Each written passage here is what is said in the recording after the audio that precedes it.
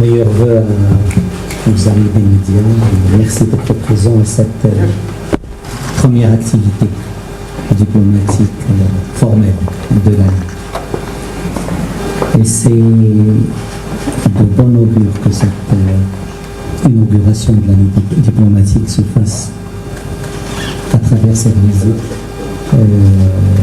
du haut représentant de l'Union européenne pour la politique extérieure et de défense, mon ami Joseph Borrell.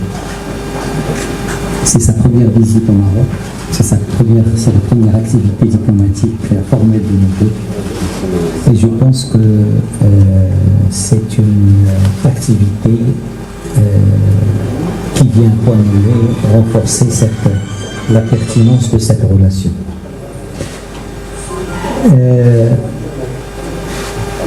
C'est une visite qui vient mener pour couronner une année de partenariat très riche, très dense entre le Maroc et l'Union européenne. Au cours de l'année écoulée, l'année 2022, nous avons reçu un grand nombre de visites de responsables européens ici au Maroc. La présidente elle-même de la Commission, vice-présidente pour les affaires économiques, vice-président pour le Green Deal, M. Timmermans, aujourd'hui le vice-président Borrell, les commissaires en charge de la migration, commissaire en charge de l'emploi, commissaire en charge de l'élargissement. Donc c'est un balai diplomatique continu qu'on a eu avec l'Union européenne tout au long de l'année. C'est une année aussi marquée par le renforcement du contenu de notre partenariat, par la signature du partenariat vert, par la signature de conventions de coopération financière pour près de 500 millions d'euros pour l'année 2022-2023, par le renforcement de notre concertation et de notre dialogue politique, et par une coopération renforcée dans tous les domaines sur la migration, sur le développement économique et d'autres secteurs. Ça montre que dans la projection extérieure du Maroc, telle que voulue par Sa Majesté le roi Mohamed VI, l'Union européenne continue d'être un partenaire de premier jour. L'Union européenne continue d'être un partenaire stratégique du Royaume du Maroc. Dans la diversification des partenariats enclenchés par Sa Majesté le roi Mohamed VI au cours des dernières années, l'Union européenne occupe sa place dans cette diversification, et cette place est une place très très importante. Nos discussions ont porté sur la pertinence toujours renouvelée de ce partenariat. C'est un partenariat de voisinage, c'est un partenariat de valeurs, c'est un partenariat d'intérêt. Et sur ces trois dimensions, les événements autour de nous, la conjoncture internationale, donnent énormément de pertinence à ces trois aspects. Le voisinage est fondamental et le Maroc, parmi les pays les plus proches de l'espace européen, du continent européen.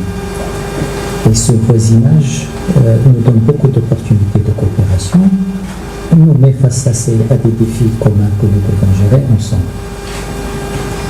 Les valeurs, et je pense que le Maroc, dans le voisinage de l'Europe, est parmi les pays qui partagent le plus de valeurs avec l'Union européenne, des valeurs de démocratie, des valeurs de promotion, de protection des droits de l'homme, des valeurs de tolérance, d'ouverture et des valeurs de modération et de modernité.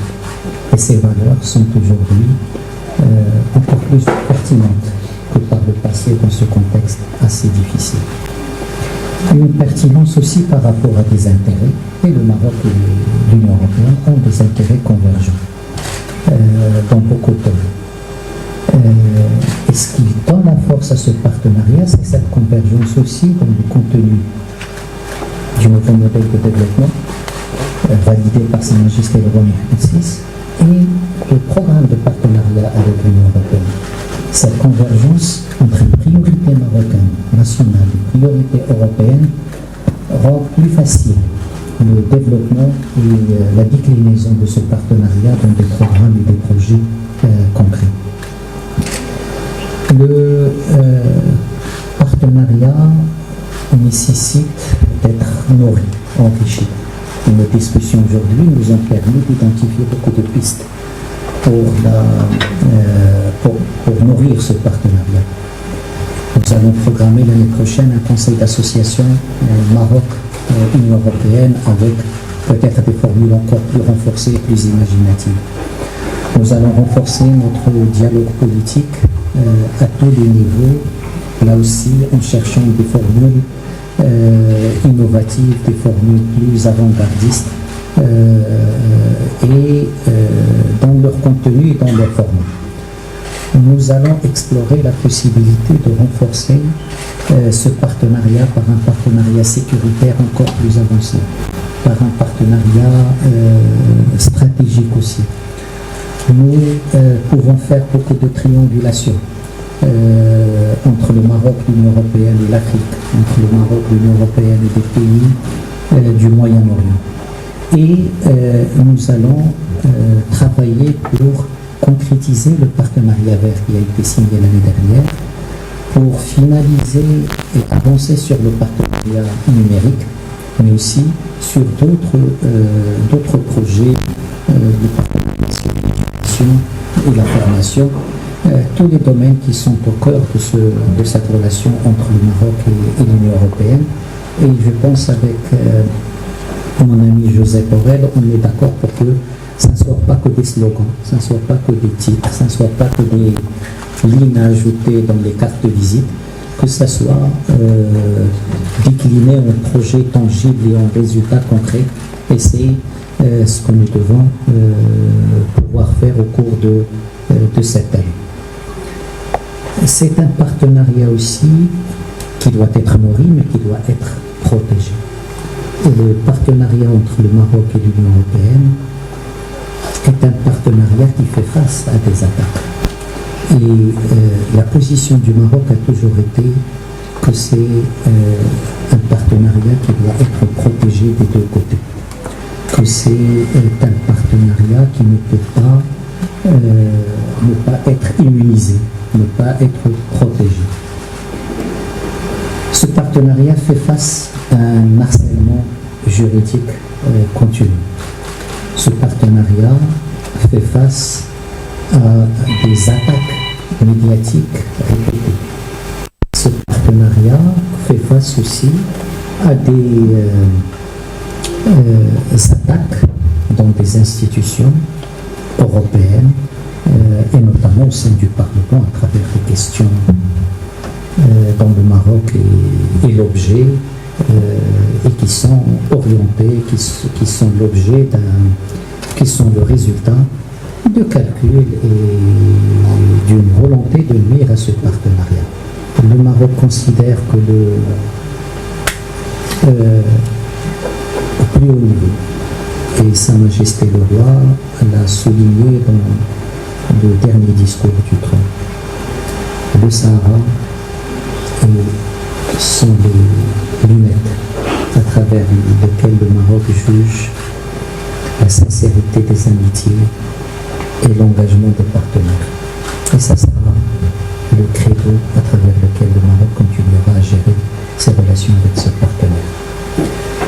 Le harcèlement ou les attaques médiatiques multiples qui émanent, nous pensons, de personnes, de structures, de milieux, dérangés par ce Maroc qui se développe, ce Maroc qui renforce son protagonisme, et ce Maroc qui se projette sans complexe dans son environnement géopolitique proche, africain, arabe, méditerranéen. Et on l'a vu, on sort d'une attaque vers une autre à chaque fois. Le Maroc,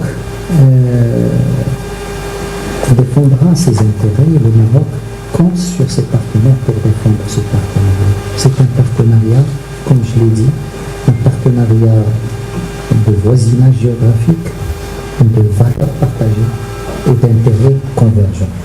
Et c'est autour de ces trois paramètres que le Maroc continuera à travailler avec l'Union européenne. J'aimerais terminer en saluant l'engagement de M.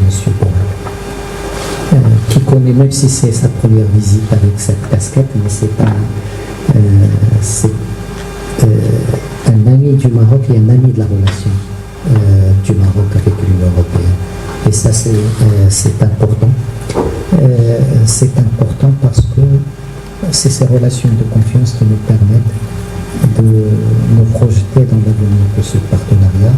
C'est cette relation de confiance qui nous permet aussi de se parler de manière franche, directe, sans tabou sur l'ensemble des sujets, dans l'amitié et dans un esprit positif et sincère. Encore une fois, cher Joseph, bienvenue. Et j'espère que nos discussions ont été fructueuses et que nous allons les continuer pour aborder beaucoup de questions régionales qui nous intéressent, qui intéressent le Maroc, qui intéressent l'Union européenne et dont dépendent aussi notre sécurité et notre développement. Merci. قبل ما تخرجوا ما تنسوش تابوناو في قناة أشكاين وتفعلوا الجرس باش يوصلكم الجديد في الحين. إذا عجبكم المحتوى بارتاجوه مع أصدقائكم، ولمزيد من الأخبار تيليشارجوا تطبيق أشكاين من بلاي ستور وأب ستور.